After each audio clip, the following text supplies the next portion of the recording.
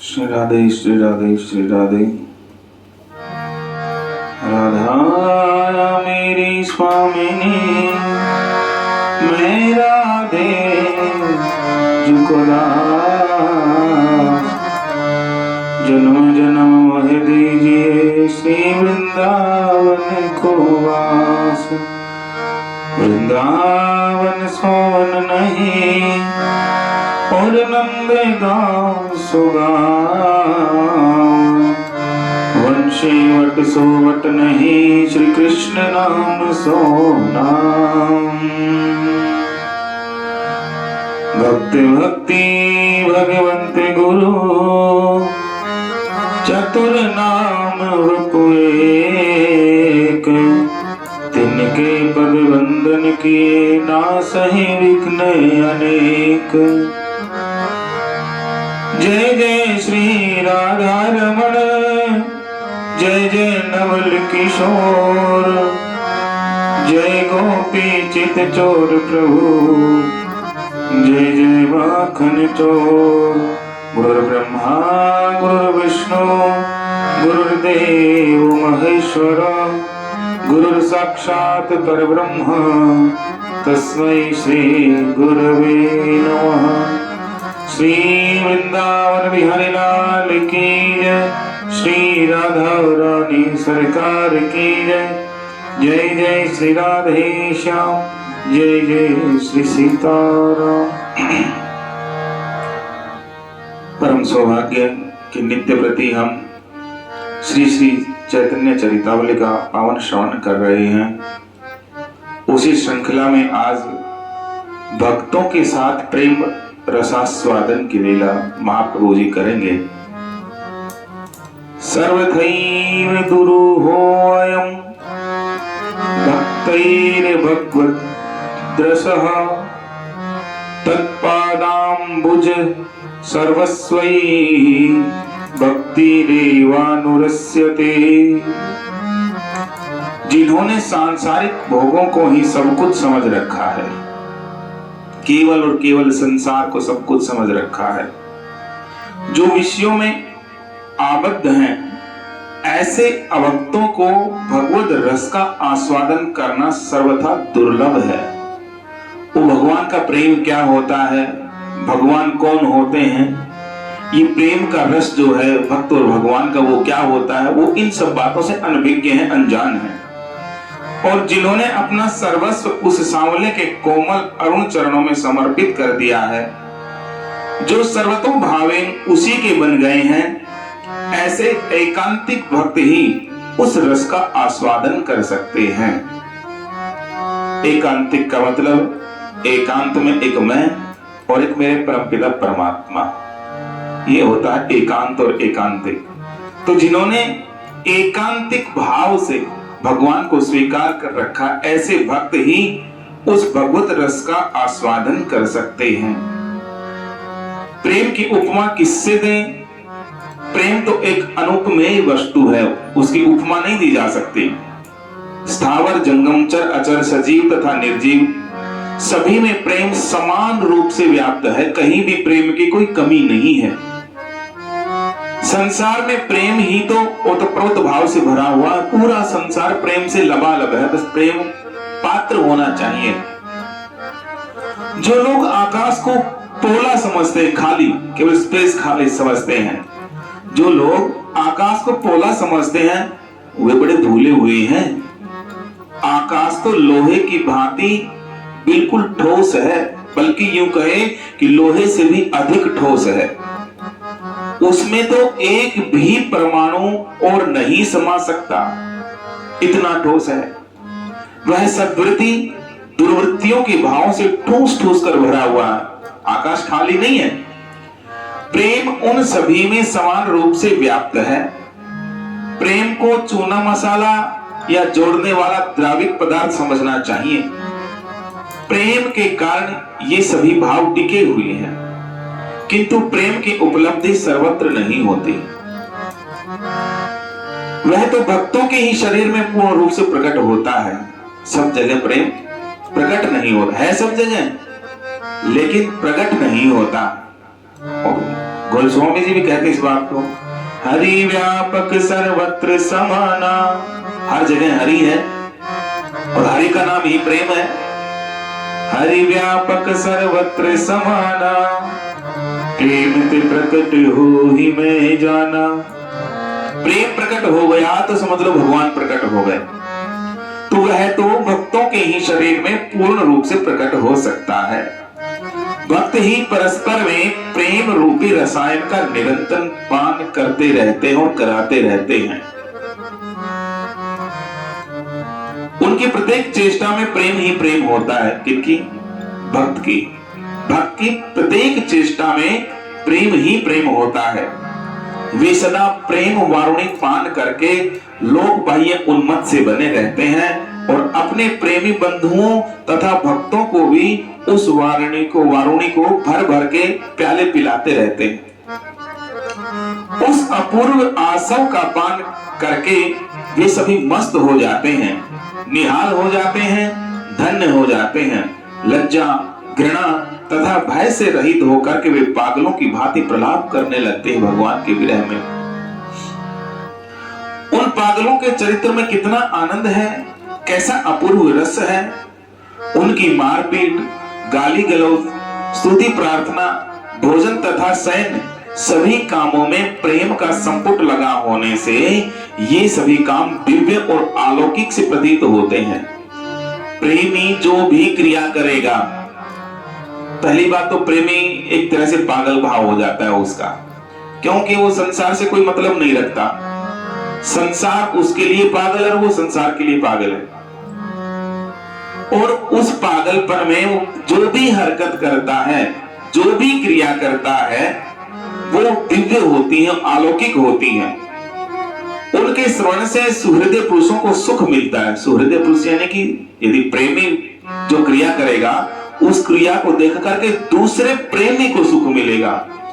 उसके जो अपोजिट होगा, उसके जो विरोध में होगा, उसको तो दुख लगेगा, ईर्ष्या होगी, जलन होगी। लेकिन प्रेमी की किसी भी प्रकार की क्रिया को देख करके दूसरे प्रेमी को हमेशा सुख ही प्राप्त होता है। उसके श्रवण से सुहृदय पुरुषों को सुख होता है। वे भी उस प्रेम आसव के लिए छटपटाने लगते हैं कि जो औषधि तूने ले रखी है, जो बूटी तूने पी रखी है, जिसका पान तूने कर रखा है मस्ती का, वो हमें भी पान करा दे। तो वे भी उस प्रेम आसव के लिए छटपटाने लगते हैं और उसी छटपटाहट के कारण वे अंत में प्रभु प्रेम के अधिकारी बन जाते हैं। वो छटपटाहट, वो तड़प हमारे अंदर होनी चाहिए। महाप्रभु अब भक्तों को साथ लेकर के नित्य प्रति बड़ी मधुर ही मधुर लीला करने लगे। रोज लीलाएं करते हैं। जब से जगाई मधाई का उद्धार हुआ और वे अपना सब कुछ त्याग करके श्रीवास पंडित के यहाँ रहने लगे, तब से भक्तों का उत्साह और अधिक बढ़ गया है कि जो इतने क्रूर थे वो इतने दयालु बन गए, इतने भक्त बन गए, तो इनका यश बढ़ा, इनका सत्संग और कीर्तन बढ़ा। अन्य लोग भी संकीर्तन के महत्व को आज समझने लगे हैं। हाँ भाई, संकीर्तन में कुछ शक्ति है। अब संकीर्तन की चर्चा नवद्वीप में पहले से और ज्यादा अधिक होने लगी। निंदक अब भांति भांति से कीर्तन को बदनाम करने की चेष्टा करने लगे हैं। उन निंदकों को हम निंदा करने दें, उनसे हमारा कोई मतलब नहीं है।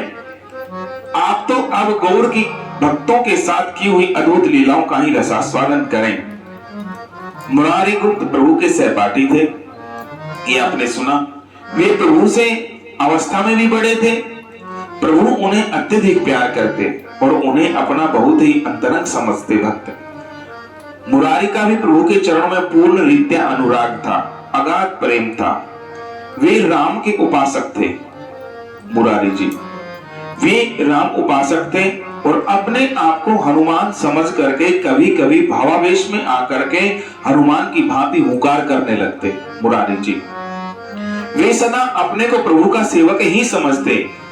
एक दिन प्रभु ने विष्णु भाव में, विष्णु जी का भावावेश हुआ और प्रभु जी ने गरुड़ गरुड़ गरुड़ गरुड़ ऐसा कह करके पुकारा। बस उसी समय मुरारी ने अपने वस्त्र को दोनों ओर पंख की तरह फैलाया, दुपट्टा होगा, ऐसे फैलाया और पंख की तरह फैला करके प्रभु को जल्दी से अपने कंधे के ऊपर चढ़ा लिया और आनंद से इधर उधर आंगन में घूमने लगे, जैसे गरुड़ जी भगवान नारायण को लेकर के उड़ रहे हैं आसमान में। यह देख करके भक्तों के आनंद का आज ठिकाना नहीं रहा। उन्हें प्रभु साक्षात चतुर्भुज नारायण की भांति गरुड़ पर चढ़े हुए और चारों हाथों में शंख चक्र गदा और पद्म इन चारों वस्तुओं को लिए हुए से प्रतीत होने लगे कि हकीकत में जैसे भगवान आ गए हैं। भक्त आनंद के सहित आज नृत्य करने लगे। मालती देवी और सची माता आदि अन्य स्त्रियां प्रभु को मुरारी के कंधे पर चढ़ा हुआ देख करके भयभीत से होने लगी कि आज हो क्या गया। कुछ काल के अनंतर प्रभु को बाह्य ज्ञान हुआ और वे मुरारी के कंधे से नीचे उतरे। मुरारी राम जी के उपासक थे। प्रभु उनकी एकांतिकी निष्ठा से पूर्ण रीत्या परिचित थे कि वही राम जी का उपासक है, किसी अन्य को नहीं मानता। भक्तों को उनका प्रभाव जताने के निमित्त प्रभु ने एक दिन उनसे एकांत में कहा कि वे राम जी के पक्के उपासक हैं, इनका प्रभाव मैं अपने भक्तों को दिखाऊं। तो गौरांग महाप्रभु ने उसके निमित्त एक दिन उनको एकांत में बुलाया और बुला करके कहा, मुरारी ये बात बिल्कुल ठीक है कि राम और कृष्ण दोनों एक ही हैं, अलग अलग नहीं हैं। जग में सुंदर है दो नाम, चाहे कृष्ण कहो या राम, चाहे कृष्ण कहो या राम, जग में सुंदर है दो नाम, कि दोनों एक ही हैं। उन्हीं भगवान के अनंत रूपों में से एक ये भी है, यानी कि राम और कृष्ण एक ही है।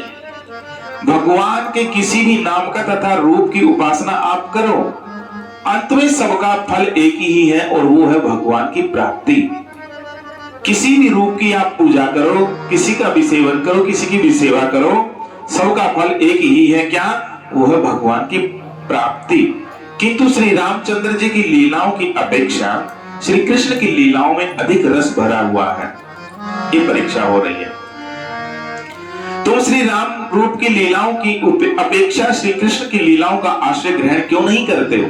महाप्रभु जी ने कहा मुरारी जी से, हमारी हार्दिक इच्छा है कि तुम निरंतर श्री कृष्ण लीलाओं का ही रसास्वादन किया करो।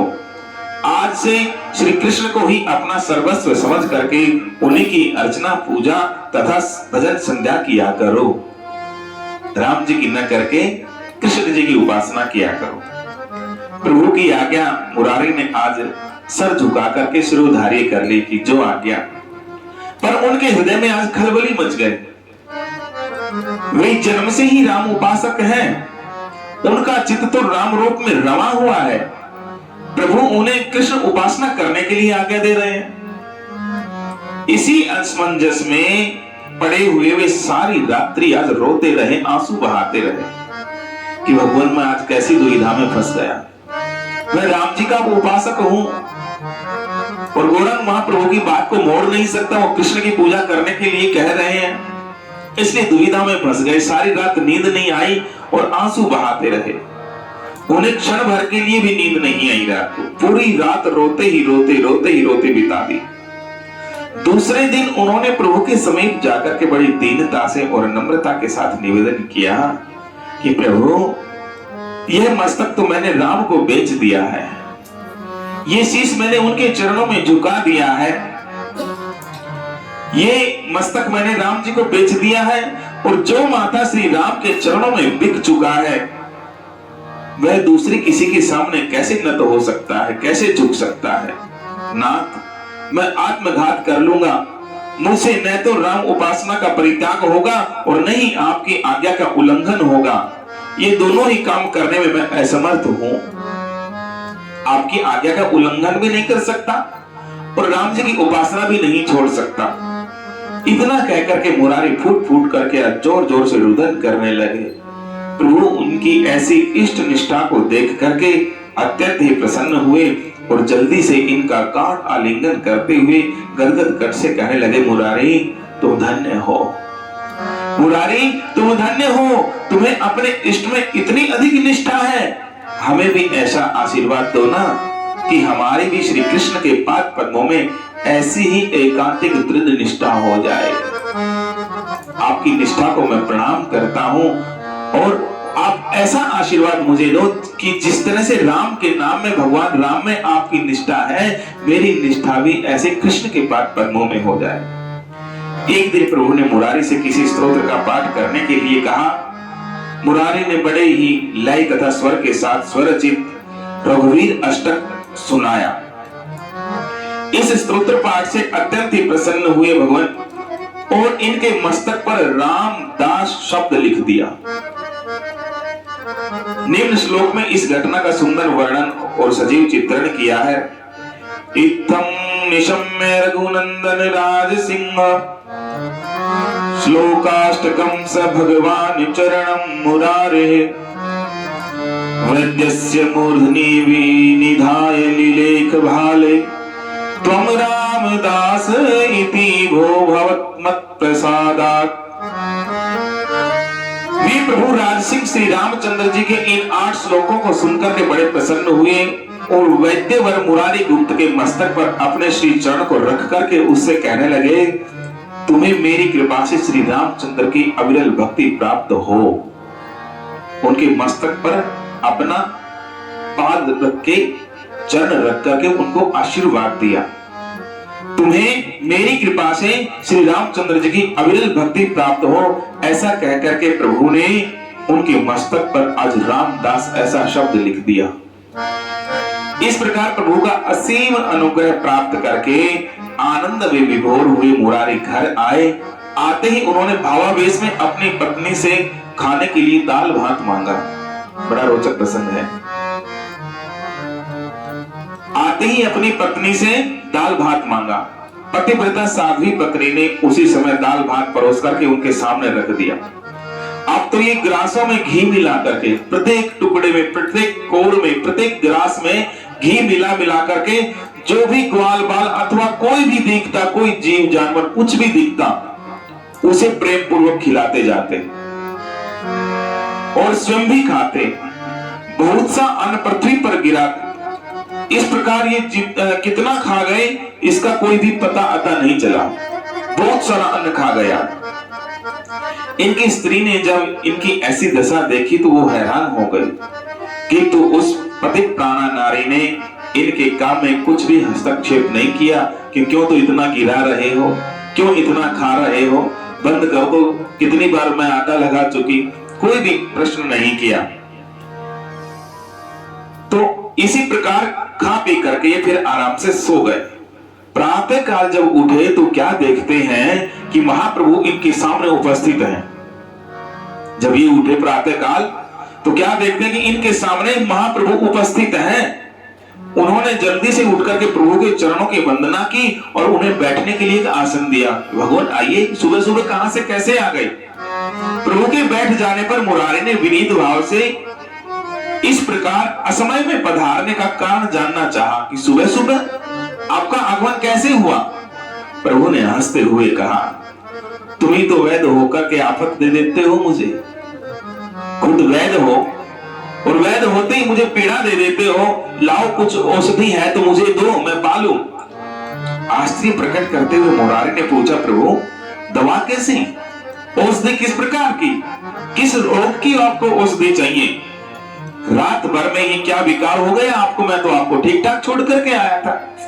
प्रभु ने हंसते हुए कहा कि तुम्हें मालूम नहीं है क्या विकार हो गया है मुझे। अपनी स्त्री से तो पूछो, रात को तुमने मुझे कितना घृत मिश्रित दाल भात खिला दिया। यानी कि जो भी खिलाया इतने प्रेम भाव से खिलाया मानो वो प्रभु के उदर में ही गया है। तुम प्रेम से खिलाते जाते, मैं भला तुम्हारे प्रेम की उपेक्षा कैसे कर सकता था। जितना तुमने खिलाया मैं खाता गया, अब अजीर्ण हो गया है और उसकी औषधि भी तुम्हारे पास ही रखी है।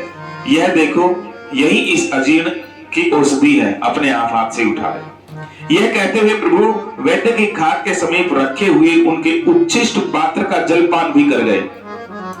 जल का पात्र रखा था, उनका उच्छिष्ट जलपान भी कर गए। मुरारी है देख करके जल्दी से प्रभु को ऐसा करने से रोकने लगे, किंतु जब तक प्रभु आधे से ज्यादा जल पी चुके थे। ऐसा क्यों कर रहे हैं भगवान? ऐसा इसलिए कर रहे हैं कि भक्त का उच्छिष्ट खाने से उनका हृदय और निर्मल हो जाएगा और पावन हो जाएगा कि राम के नाम में, भगवान राम में आपकी इतनी निष्ठा है कि सारी रात रो रो करके तुमने निकाल दी कि मैं प्रभु की बात को भी नहीं टाल सकता और भगवान राम की भक्ति को भी नहीं छोड़ सकता। तो ऐसी निष्ठा मुझ में आ जाए, इसलिए उनका उच्छिष्ट मुरारी जी का पा रहे हैं महाप्रभु। मुरारी है देख करके जल्दी से प्रभु को ऐसा करने से रोकने लगे, किंतु जब तक प्रभु ने आधे से अधिक जल को पी लिया, यह देख करके मुरारी मारे प्रेम के रोते रोते प्रभु के पाद पद्मों में लेटने लगे। बोलिए वृंदावन बिहारी लाल की जय। आगे इसी प्रसंग को कल और सुनाएंगे दूसरा बार। जय जय श्यामा जय जय श्याम, जय जय श्री वृंदावन धाम। जय जय श्यामा जय जय श्याम, जय जय श्री वृंदावन धाम। पावन राधे तेरो नाम, पावन राधे तेरो नाम, पावन श्री वृंदावन धाम, पावन श्री वृंदावन धाम। जय जय श्यामा जय जय श्याम, जय जय श्री वृंदावन धाम। मेरी श्यामा मेरो श्याम, मेरी श्यामा मेरो श्याम, मेरो श्री वृंदावन धाम, मेरो श्री वृंदावन धाम। जय जय श्यामा जय जय श्याम, जय जय श्री वृंदावन धाम। जय बरसानो जय नंदगांव, जय बरसानो जय नंदगांव, श्री यमुना जी ललित ललाम, श्री यमुना जी ललित ललाम। जय जय श्यामा जय जय श्याम, वृंदावन धाम। यह जोड़ी अविचल अविराम, यह जोड़ी अविचल अविराम, हृदय विराजो आठों धाम। प्यारी हृदय विराजो आठों धाम। जय जय श्यामा जय जय श्याम, जय जय श्री वृंदावन धाम। जय जय श्यामा जय जय श्याम, जय जय श्री वृंदावन धाम। जय जय श्री वृंदावन धाम, जय जय श्री वृंदावन। श्री वृंदावन धाम की जय, श्री बाके बिहारी लाल की जय। जय जय श्री राधे, जय जय श्री राधे, जय जय श्री राधे श्याम।